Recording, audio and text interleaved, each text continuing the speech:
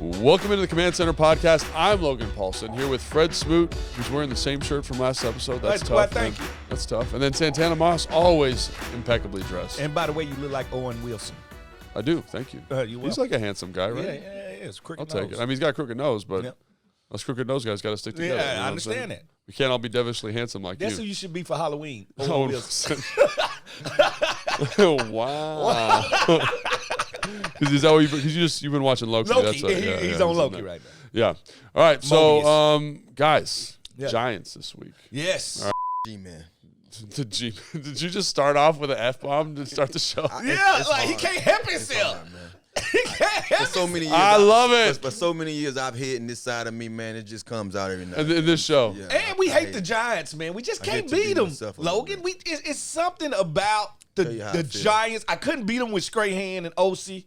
We can't beat them now. It's sickening to my stomach when a team has your number. I shared this with my brother. My brother played with the Giants. He played on the Super Bowl team. And I told him, I say, bro, you know what's so crazy? The year we finally beat y'all twice, that's the year y'all won They the win Super Super Bowl. Bowl. Like, it's just crazy. Crazy. That is Like, crazy. I hate them. How crazy is that? Like, the Giants just always been a tough team. Like, we talk more about the Cowboys when we get ready to, match up against them. We might, talk a little bit about the Eagles. The Eagles are always tough, too, but the Giants, it seem like those guys just be like, come on over here. Yeah, got we, it. we Smack you. want Let me smack Washington you. 17 They that games guy in the in. neighborhood that you say, I ain't going down that block. That Because dude he's- always, that dude always punking me on But that it's block. weird because everybody else seems to be able to mess them up, but they kind of got your number. got our Oh, number. they destroy us. They Like, got it our don't number. matter what happens the game But we have before. our day every now and then. It just hasn't been one. Yeah, well, I guess matchups make fights. So let's talk about this real quick. High-level thoughts, right? Why, because they were pretty good last year. They went to the playoffs, obviously. Why are they so bad this year? Offensive line. 100%. Oh, they can't block your grandmama. Your grandmama can spin move off of them and swim them too. Look, Neil, like they all talk about us about not putting a draft capital into the offensive line. They put great draft capital into the offensive line only to find out they stink. All right, not only do they stink, they can't protect Jones, even for 3 seconds. Yeah. They're not making big holes for Saquon Barkley. Their wide receiver, of course, shockingly, is better than people think they are. Yeah, but you can't. There's no production from that But group. when you can't block them about it, I ain't no saw, production. I saw a stat the other day. I was watching their game, and they was showing the offensive starting guys. Yeah. And behind, not behind, but right up under every starting guy, they show like, okay, 5 touchdowns, this and that. Yeah. 20-something starts. This is what they stat said for their offensive line. It tripped me. I almost had to take a picture of it so I can write it down. It said it went name by name. Justin Pugh, first game since 2022. Yeah. It says Joshua Ezidu. I don't know. Yeah, how yeah. to pronounce his He's name. from North Carolina. Tied for second with 5 sacks given up this year. Ben Bredesen, Yeah. 1 sack given up this year. Then the other guy, Mark Galawinski, I'm gonna mess somebody Galawinski, up yeah. all the time. Tied for second with 5 sacks given up. And then you had your guy, Neal. Evan Neal. Yeah. He had 26 pressures. I think he's tied for first or second. Like I was looking at that like, bro, what type of stat line is that for your starting offensive line? So you asked the question about, what is their problem this year? It's the offensive line. I mean, 100%.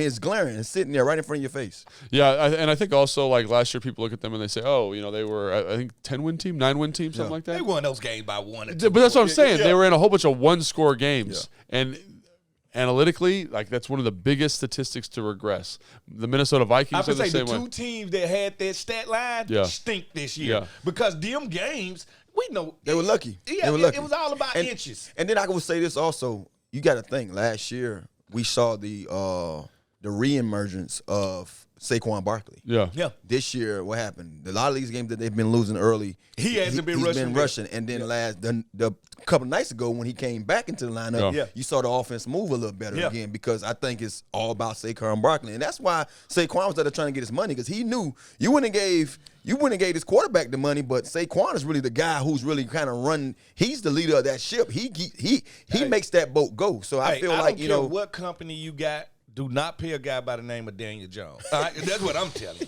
All right? At the end of the day, Santana is right. That offense ticks through Saquon Barkley. Okay, time out. Let's talk about this. Let's pin down on this for a second. So last year, in terms of their offensive production, the offense went through Daniel Jones.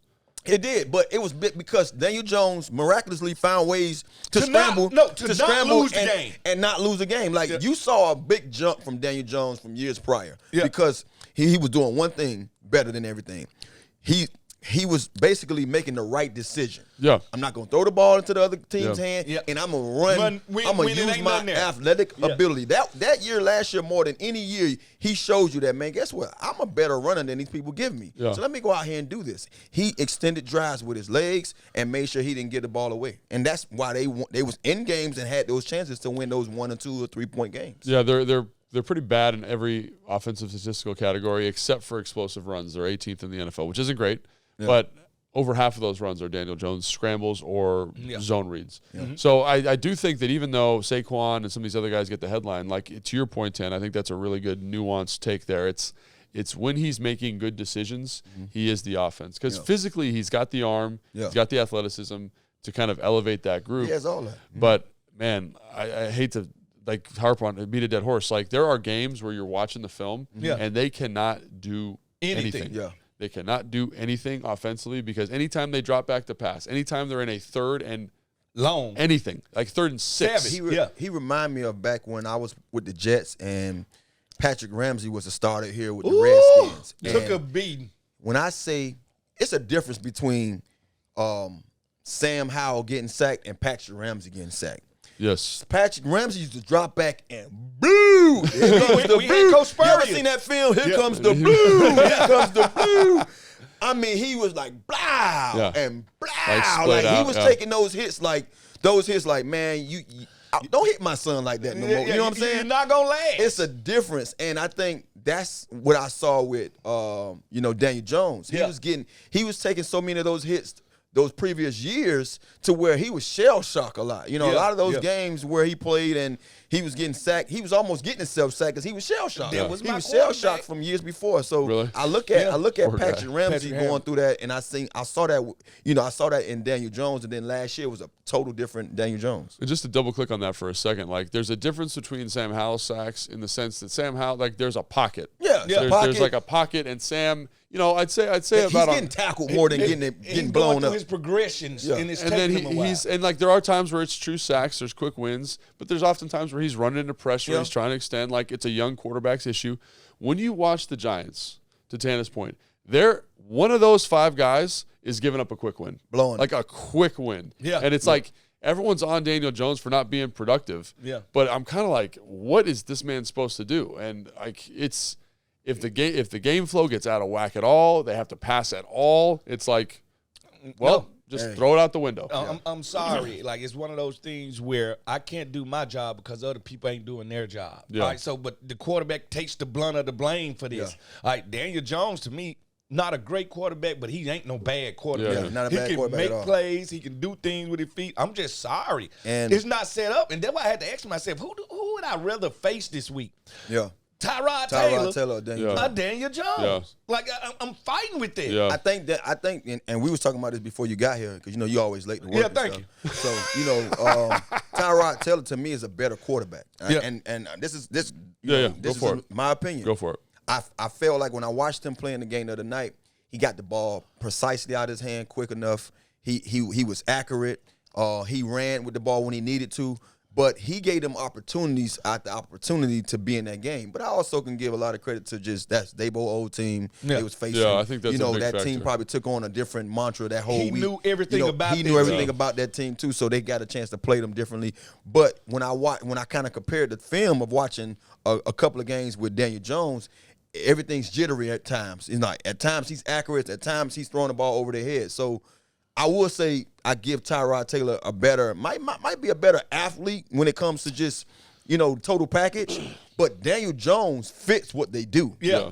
Way, way better than Tyrod Taylor. And he understands what we do good up front. And that's why he beats us because he say, let these guys fly upfield and I'm going to take a seam or two in the pocket and I'm going to take off, get 10 yards. And he understands, too, critical downs. When I have to get a first down, I'm not going to sit here and read. I'm going to take off because I see the lanes. You know what I mean? But I also seen Darren Waller make some plays, which I haven't seen this year. Yeah, 1 or 2 of them. I seen him make some plays. He have a sight and everything. Let's hold on that for 1 second. So last question in this segment for the kind of the top end, high value stuff. Yeah. Are they as bad as 1 and 5? It don't matter. They playing us. Yeah. They playing us. Yeah, I don't care what their record is. We ain't got over this hurdle or this mountain yet. Yeah. We have to beat New York, and we have to constantly beat New York. But like Tanner said, if we beat them twice, they go into the Super Bowl. Yeah. It's just crazy. Like 100%. Yeah. So I would say that they are. They're not playing good football right now, and that's not to say that they can't play good We're football. circling on that map. We circling on that schedule. Like, as the get right game. This is a team right here. Let's get ourselves together this week. I'm with it. All right, so let's talk a little bit more detailed about what they like to do. So what type of offense do they run, and then what type of defense can we expect? So let's start on the offensive side of the football. What type of offense do they run? And I guess I'll start here because I was watching film earlier. Yeah. So what I see is an offense that's very similar to last year, right?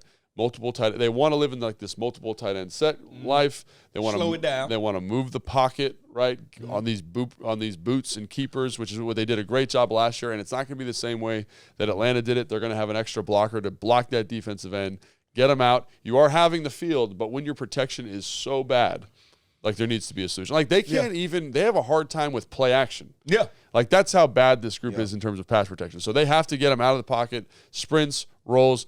What I would say a huge priority for Jack is keep that son of a gun in there, Tyrod or Daniel Jones in front of you. Keep him in that tackle box and be like, bro, you got to beat us from in here the pocket because we will like John Allen, Daron Payne. Yeah. We're gonna bring pressures. We're gonna look like because it's gonna be tough. So that's offensively, it's a West Coast offense. They want to kind of spread you horizontally and then be very selective about when they want to take their shots vertically down the football field. And the problem again. Hate to beat a dead horse, but beat it. They can't get the ball down the field. They are 32nd in passing yards in the NFL.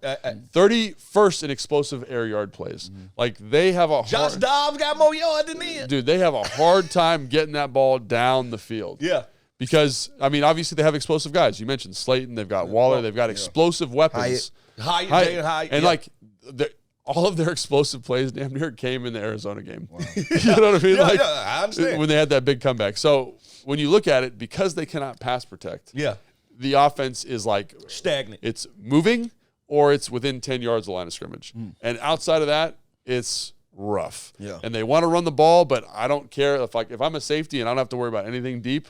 I'm going to stand right there at 10 yards. And when I'm coming down here. And when I see Saquon get that ball, I'm like, what's up, bro? Yeah. I'm going to hit you in the mouth. Yeah. So that's what I think about the offense. And I think defensively, Fred, you can game plan for that. They fly around too, though. No, I think the defense is better than they getting props. So let's talk about offense. I'm saying Commanders' defense. Yeah. How would you game plan for that offense? I'm going to actually play these guys. I know y'all don't want to hear this. Man to man. Man to man. I'm going to play a man to man. Fred's a big man to man. And I'm going +2 on the rush. Just getting straight. I want them to play from behind. Yeah. And the only way I can make them play from behind is to get out them early. Now, my first half playing, get out them. Second half playing, play with the shell. But I'm going to attack them first. I want them always behind the chains. You just said it. They're not good in 3rd and 6+. I want to make sure they're not looking 3rd and 2 in the face. And the only way I can do that is blitz early and often. Yeah, I mean, if I got Daniel Jones in there, he's coming back from being a little hampered.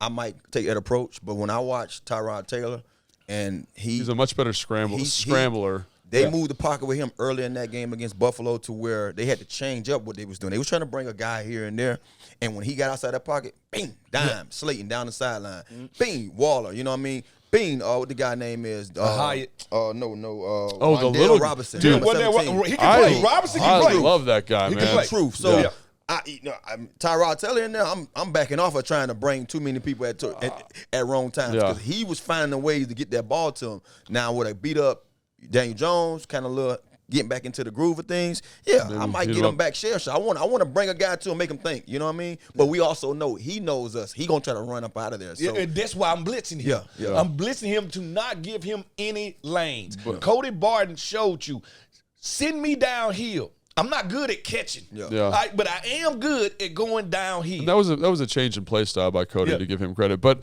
so to me, it's like if you can stop the keeper game, the boots where he's getting out of the pocket, RPOs. If you can stop that kind of stuff, their offense, I don't want to say is toothless, but there's not a lot. Yeah. So can you keep him in there? And I don't know if you do that. Applesauce without teeth. I don't know if you bring pressure to do that, or if you just coach the defensive ends up differently. But Tana, man. Well, you can't eat applesauce without tea. My man. grandma used to do it all the time. Hey, No, I get you. All right. Was that related to what I was talking about? Yeah, it was. I said toothless. The big apple. Yeah, man. Applesauce? I was thinking about the damn. I was thinking about a tomato. You know what I mean? You can't eat no tomato without tea. You cut it up. You can't. Yeah. So that's the high level thoughts on the offense. And I get 10. You keep bringing this up. Dead on though. You spot on. And I want to bring this home. Tyrod Taylor is a better scrambler in the pocket. Bingo. Because he scrambles to throw. Yeah, Yes. Daniel Jones scrambles to run. I think there's something to that. So maybe Daniel Jones, deer in the headlight. Tyrod, like, nah, I am the headlight. I can see everything. Oh. You know what I'm saying? it'll be interesting to see how he looks in game 2 because I always think backup quarterbacks look really good because this team doesn't have any film on them. Yeah. And then, so I think that's the offense. Now, defensively, a little bit more fun to talk about, but they're not playing that great either. Yeah. Fred, what do you see? Any Wink Martindale defense, I am afraid of. I respect. Thibodeau, he loves playing us. Him and Leno, I don't know what kind of relationship they got, but it ain't good. All right? And then you got big Lawrence. Lawrence makes plays. Man. That linebacking core, I forgot the linebacker name. I can't pronounce it. McFadden, 41, and what the other The other guy. Okereke. Okereke. Yeah. He can flat out go get it. He's a grown man. No, he's playing like a Pro Bowl. This He was dude, a grown I man. watched him send somebody to the hospital last week. Yeah. I watched him get 2 sacks. I watched him run downhill, smashing running back, smashing wide receivers, chasing plays down, forcing fumbles. This guy is a hurricane. Yeah. No. I watched that game too, and I was sitting there thinking about Fred because he mentioned him, and I'm like, who is this guy? Yeah. And they were saying he was elsewhere just a He couple was of years ago. He was at the Colts. Like Colts. So I'm like, and they were saying he's a high number tackle guy for the Colts. So I'm like, well, wow. He said it was a great pickup by the Giants, but man, he made his presence known that night. I mean, he was everywhere against Buffalo. I'm really glad you brought Okereke up because I think he's a guy that kind of encapsulates the defense in a nice way. And what I mean by that is like he is a guy that is like high risk, high reward. Bingo. And he is a guy that is big, he's fast, he's physical, all those things. But is he always in the right spot? Yeah. Is he always doing what he's supposed to be doing? It happens. I don't know, but he shows up and makes plays. And I think that's what this defense is. It's like we are going to Boom or bust. Yeah, we're revving the engine. We're going to get it. And if we hit it, great. If we don't, it's going to be a big play. And I think that's kind of what that defense is. I'm really glad you brought up Lawrence as well. Like, that guy is an absolute bear. You got to double him. Bear. You got to double him at the point. He is like I just watched all their pressures before we started shooting. He is probably counts for 50% of their pressures. Like, I'm not kidding. Is this a Nick Gates game? It has to be. I'm saying It has to is be. it a Nick Gates game? He know these guys. He know what they do. He knows everything about them. Nick Gates, Lawrence. Yeah. Is that the matchup that changes this game? Because I was watching the Dallas game, and he is literally forklifting that center into the quarterback's lap. It's quick game, like up off your feet into the backfield. I'm like, that's a pressure that's affecting the throw, and that happens all through the time. Mm-hmm. They also got Williams, the other guy, number 99, the defensive end. They've got some talented pieces, but to me, Lawrence is one of the best defensive players in the division. Yeah. And you got to account for him in some way. And then Okereke's obviously the guy at the second level. They have some guys in the back end that are talented, but to me, they're leveraged so much. Like, they're in these crazy man-to-man situations all out more often. I know that they can't, like, show what they're going to do. And just to kind of as a note, against the Bills, didn't pressure as much. They set his zone a couple times. Yeah, dropped out a little because bit. of running quarterback. I think so. Josh Allen at the quarterback position forces you out of man-to-man, forces you out of two-man. We want all 11 looking at the quarterback. That's why you got to play zone. So how you see, I mean, if you had to just guess, what you think his approach would be with Sam? Yeah, I was going to say. Sam a pocket passer. He getting after him. They're going to play man-to-man. And here go the thing is, do we try to push the ball down the field then? Because that's what you need to do to back them off. Or screen them. Terry McLaurin Screen them. Get the ball into these guys' hands quick. Get them quick. Slip screens, slants. You know, some of the things I saw last week in the zone when we played Atlanta. But I was watching just how your boy Diggs got off early. And I was watching him. He was getting in the zones. He was tearing them. I mean, Diggs was just getting open every now and then in that zone, running slants and stuff. And that's the first thing came to my mind. I'm like, that's a different quarterback. He's a threat differently when it comes to the other you know what I mean. So I'm like, how would you approach a guy like us? You know, like Sam in our offense. And the first thing I thought about, I say they're gonna be pressed. They're gonna press these guys because you got a guy in Banks who they very confident in. Yeah. I mean, he played Diggs like no other. I mean, he's a rookie. I'm like, did he really? Bro, he was in his face. Yeah. He was playing, and don't get me wrong. Diggs still had a game, but Diggs was catching everything against everybody else. Yeah. It was hard against Banks, you know what I mean? And they had another guy, Dory Jackson. He showed up a couple Dory times. can play some football. You know, he flashed When a he's couple healthy, times. Yeah. He's never healthy. Float or something like that. He flashed a couple of times. He played the slot corner. So they have guys that's okay in the secondary. But I feel like we have enough receivers that can go toe. You know, our receivers tore, you know what, in them last year too. Yeah. So they remember us too well in that, you know, in that group. I just want to know, and I was mainly wanting to come in and ask you, do you see them changing that scheme up against us? No, they're gonna have to. They're gonna pressure us. They got to. They're gonna make Sam Howell only right. from the pocket. It's only right. And they're gonna go +1 or +2 to the blitz, and that's where that screen game come in. That quick screen with the wide receiver, running back screens, anything to get them going sideways. That's they what were I'm showing running. little stunts here and there when they was bringing your boy McFadden, but then they were dropping the end.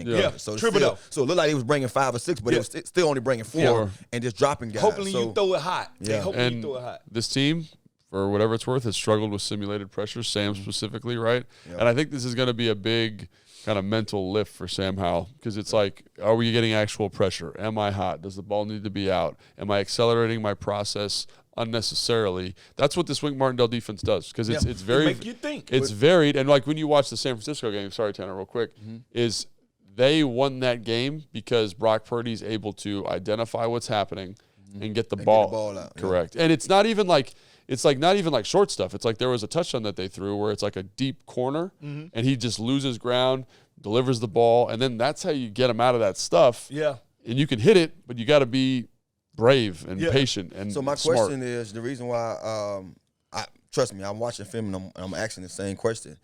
Offensively, as a coordinator, as a coach, what do you do to make him to allow him to think less? Because you see it already. You know that this is how he's going to come. He's going to want your young quarterback to think. And he already sees when he's thinking, it's when he's giving up sacks. You know, every time he don't see that first read, second read, he go to patting that ball. He's hesitant to take off and run. So how do we make him think less? Well, put him on a run, I'm gonna say, move the pocket, things like that. You boot, you quarterback raggle. These plays are set to get the ball out when you got to get the ball out now. I think if you have guys in that lane where you can get it to. If we establish the run, then it opens up play action. Play action, the ball has to get out of your hand after the fake, after that foot hits that back foot hit the ground. You got to let that ball go. Yeah. So how about we manifest, all right, this is when you let the ball out instead of letting him figure it out from the pocket. Yeah, I mean, for me, if I was like thinking of tools that we've used or Kyle's given us or Sean when we were here, Jay to a certain extent, it's like use cadence. Use cadence quite a bit because like if I can identify where guys are dropping out, who's coming in, using motion, like identifying man coverage versus zone coverage is a pretty big tell for when they're bringing pressure when they're not. Like those are things that I know people Which we do too with our motions all the time. Yeah. But I would say cadence would be one that I would like to see more of, right? Can you use more cadence to get them to tip rotation, to get them to tip who's coming, who's dropping out, identify the mic correctly? That's stuff that I think like when we played with Kirk or when I played with Deshaun or when I played with Matt Ryan, they're constantly doing those little things to find the correct solution. So I think that obviously offensively got to handle the blitz. Yeah. Defensively got to handle just can you get home really is what it comes down to. Gotta get home. All right. But as you always say, Tana, this could be a banana in the tailpipe game. Yeah. Could be a banana in the tailpipe game. Yeah, I like to dedicate this segment to my dad. He always told me, don't fall for the banana in the tailpipe. Yeah. Papa Moss. Papa Moss. He said, yo, you know what? And I ain't going to say that. Yeah. Read between the lines. Yeah. All right. You got to watch this guy. Look at you know, Jason, he make it Jason's hard like, to record. nah. He cut me out already. All right. So they do have some playmakers. We've talked about some of them already. Let's start on the offensive side of the ball. They got, in terms of banana in the tailpipe, Darren Waller, very talented. He's not playing as well, but I think it's hard. You said this, Dana, like not quite. Don't look comfortable. Yeah. Looks like a guy, and this is one of the things I've always told folks. People be quick to say the grass is greener, go elsewhere. I always was hesitant because you can be putting up numbers, comfortable, got the right kind of offense around you, right coaching style, right quarterback, then you go elsewhere for the money, and it's just not hitting. You're not hitting on all cylinders. You're still trying to get, used to what you see. And that's what I see from Darren Waller. I'm watching him week after week. Like, when is he going to be the guy? Yeah. But he is the guy. He came in as the guy. And certain guys play better when they're not the guy. Yeah. When I'm the second or third guy. Yeah. He's number one right now. They trying to run the offense through the tight end and then to get to everybody else. And he can't do it. He's not ready for the challenge. And I know exactly what you're talking about. I am a test subject to that. I left here and went to Minnesota and just did not like it. Yeah. I wasn't comfortable. They wanted me to play cover 2. I'm a man corner. Just so many things. So the grass ain't always green on the other side. Yeah, absolutely. So, but he's a guy that's very, very talented. I think we've shown over the course of this season so far that we've been matching up okay with tight ends. Specifically Kyle Pitts, even though he had a pretty good game, wasn't super productive. Yeah. I think we've got pieces that can match up with him. But yeah, he's a guy that's very talented. You mentioned Wan'Dale Robinson, that dude is. He's in a different He's offense. a handful. In a different offense, you're talking about him maybe being one of the most effective offensive weapons. He's remind me of right now the kid out there that you got in Detroit. Yeah. St. He Brown. has that same kind of Amara. Yeah. had that same Same kind of build. style of play. Yeah. You watch him catching the ball on those stops and those shallow crosses and getting right up there right now. Spin right now. Every time he got the ball, C2 split him. You know what I mean? He was getting that ball and he didn't do no moves. Straight up field, 4, 5, 6, 7 yards. And to be a small guy, he looked like Steve Smith to me. He's not. He's not skinny though. He's skinny though. I think he's a little stockier than you think. No, I think he's 170 pounds. He's smaller than me. You know what I mean? And me and Smith You ain't tall, but you ain't never been skinny. I'm cockier than most men. That's what I'm saying. Most guys play my position. I'm way more stout than those guys, and he's not as big as me. You know what I mean? He remind me of a build of what the kid who was there did the salsa. Victor Cruz. Victor Cruz, but a little shorter. So he's, he looks a little, he looks a little more compact because he's shorter. Yeah. But no, he's not up there with our weight. He probably is in the 170 some pounds. I think he's 175 pounds. Bingo. Yeah. See, we was 180, 190s. You know what I mean? Trust me. So, but they do have weapons. Slayton's another guy. You mentioned Hyatt. They do have explosive weapons, but again, I go back to this idea that you can't get it to him because of the offensive line. Yeah. I mean, too, they still trying to find a way to get Hyatt active. You know what I mean? Get him involved. Yeah. And they bring him in and try to hit those This big ain't shots. the week. This is the week. No, I'm just saying, not to say that I'm saying that I would want to see that, but that's how they're thinking. This is the time, when you put stuff on film, all we can do is see if you're going to correct yourself. And we've put it on tape. We've showed time and time again that we're going to, get a guy or two behind us. So we have to be mindful that these guys are watching what we put on tape, and they're going to come after us, Yeah. And so those are the guys offensively. Saquon Barkley's another guy.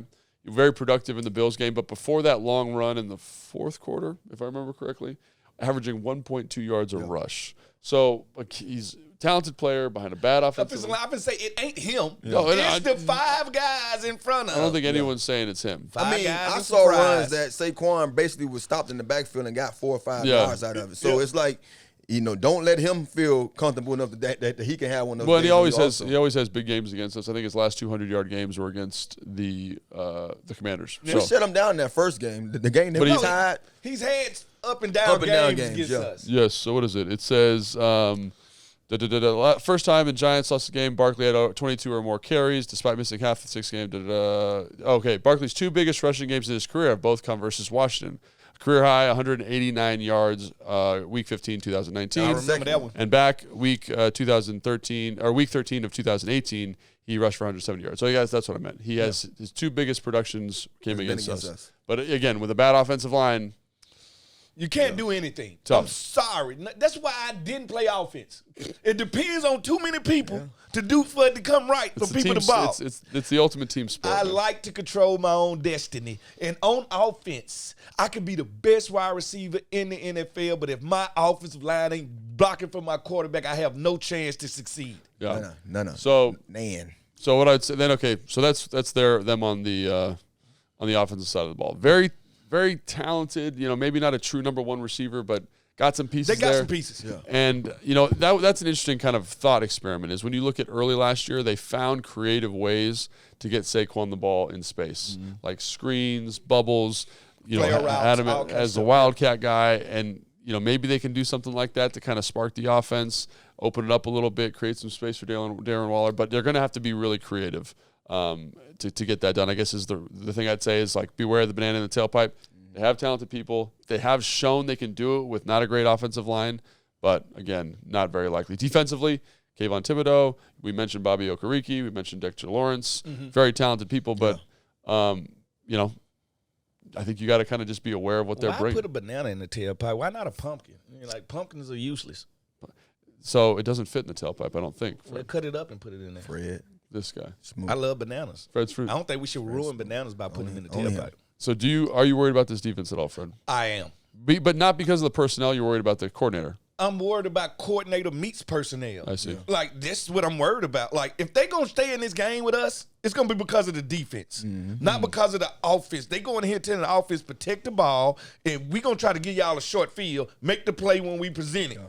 I'm afraid of this defense. I think this defense is a lot better than they are on paper. I think they play at a high level, especially when they play against us. But I can't judge the pass because Sam Howell wasn't our quarterback. I was going to say, Sam wasn't our quarterback, and EB wasn't our OC. Yep. So I'm with you. I'm a little scared of what the Giants defense may present us, just from seeing them over the years. Yeah. I think coming into this game, they do have a nice 6 weeks of film to watch and say, okay, this is what they've been doing. But I do also believe the playbook's so big, we still haven't tapped into where we can go. We can so much. You know what I mean? So much more stuff that he's probably installing this week because it's a different opponent. You know what I mean? And it's a guy we're going to see twice too. So that's the one thing that gives me a breath of fresh air to say, hey, at least we have something going for us when it comes to new OC, new quarterback. And Sam, one of those guys, like, you mess around and try to blitz or not, and he see Terry out there one-on-one with press coverage. He gonna try you. He gonna test you. Maybe it's a Logan game because if you're gonna blitz, it's usually your linebackers blitzing. So now the tight end is matched up. Better matchups with safeties, and we know Logan is huge. His catch radius is huge. So I'm thinking the only way to stop them from blitzing is to go to the tight end early and often. Yeah, and you know, like they're the 28. They're like not a good defense. They're like 27th in total defense, right? They're 31st against the rush. They're 16th against the pass.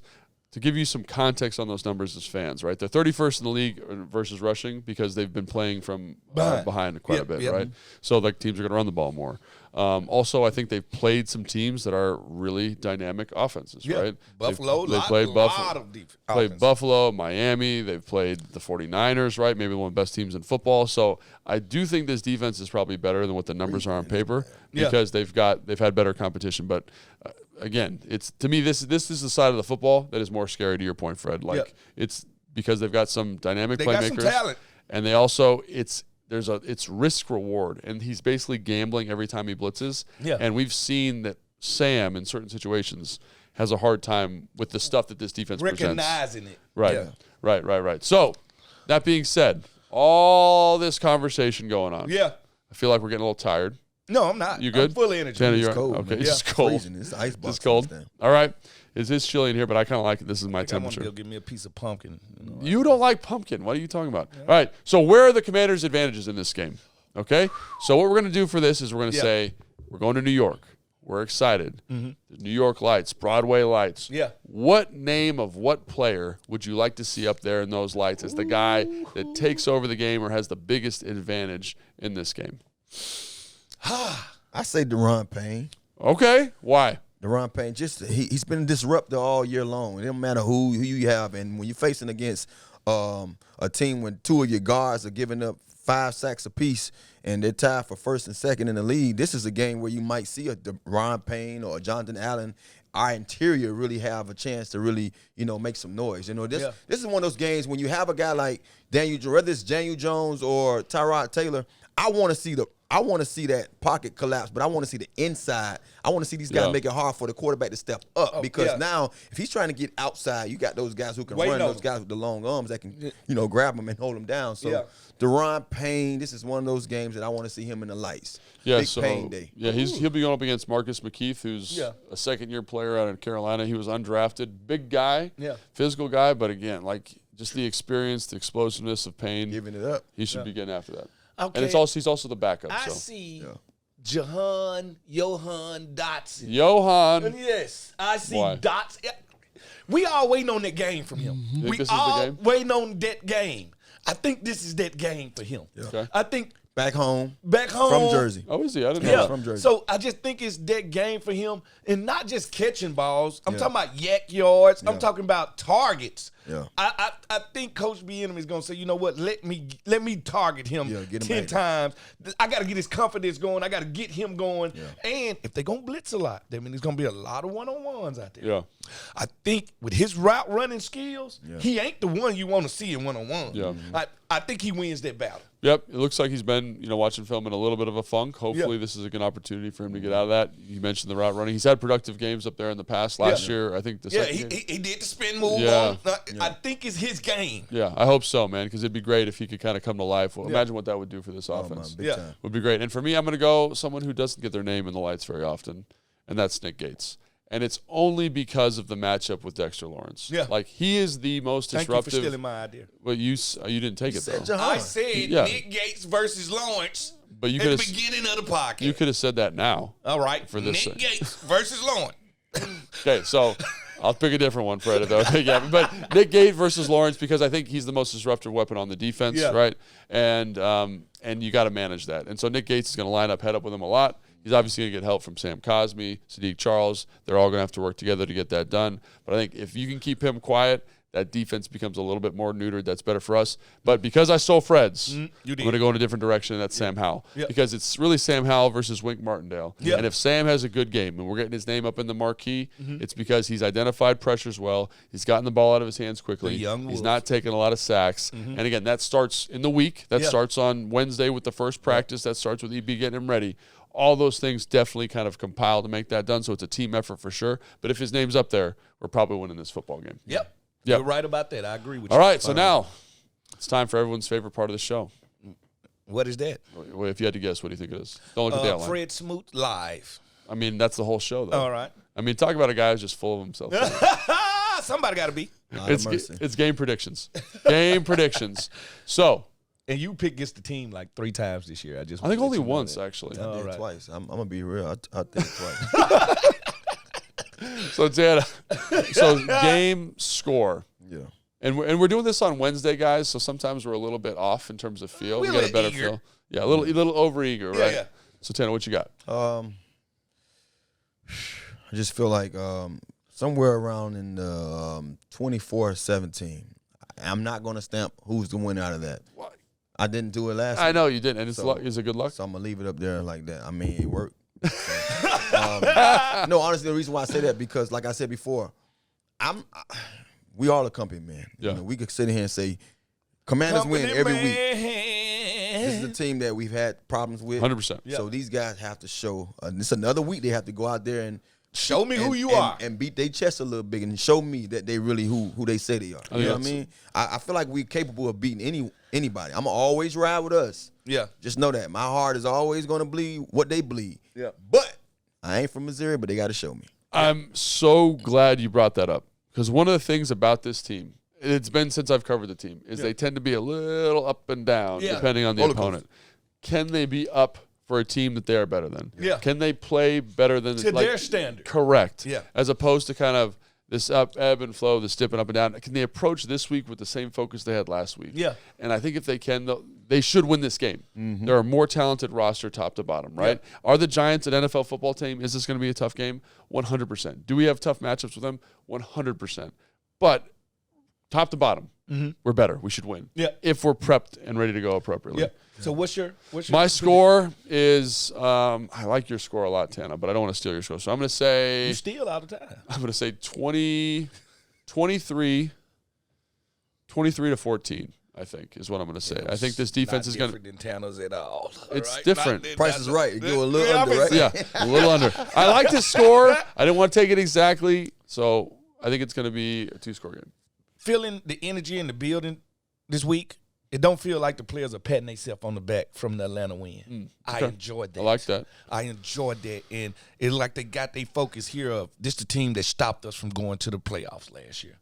This the team we had to beat twice. You should be giving the pregame speech, man. I'm getting excited just listening to this man over here. We have to understand. We need to send a message with this game. All right, so I'm going to go 30-15. Now, to get that 15, we probably got to give up a safety. I'm fine with that. Probably going to be triple, though, getting the safe. But what I'm saying is 30-15, decisive win, lead from the door. They're behind most of the game, playing catch-up with a quarterback, Tyrod Taylor, a Daniel Jones. The secondary shows up again, takes the ball away 3 times. If the Commanders get out to a little bit of a lead, yeah, the Giants are going to have a really hard time catching. Yeah, they're not built to catch up. But if the game flow stays even, yeah, it's kind of like Atlanta. If the game flows even, they're going to be in it the entire time. Somebody got to be a spark. Somebody got to make a play. Yeah, but hey, that was a really nice. I was fired up about 30-14. 15. That's where I'm at. Yeah. So obviously we're hoping for a win, but it's the New York Giants, so you never know what's going to happen. Yep. But you know why the Giants are named the Giants? No. Here we go. What do you think? I thought it was just kind of a giant cool, people. Like kind of a cool. No, it's named for the giant buildings, the skyscrapers. Tana. Leave me out of it. Tana. Jason, you got your phone with you? Yeah, I got my phone. There's certain things that I cannot tolerate. And I don't know if that's complete hooey. So really they the New York skyscrapers. Where do New York Giants get their name from? Here we go. Nope. Oh, I don't think that Boost Mobile works. Siri was like, no, thank you. Hold on. No, she gave it to me. She just put it up. I have it on silent. Hey, she gave it to me. Y'all got to understand, man. It's for the giant buildings. All right, what we got, Tana? All right. Nobody can find it. The team was named after the National League's baseball giants, who were a longtime favorite of the New York.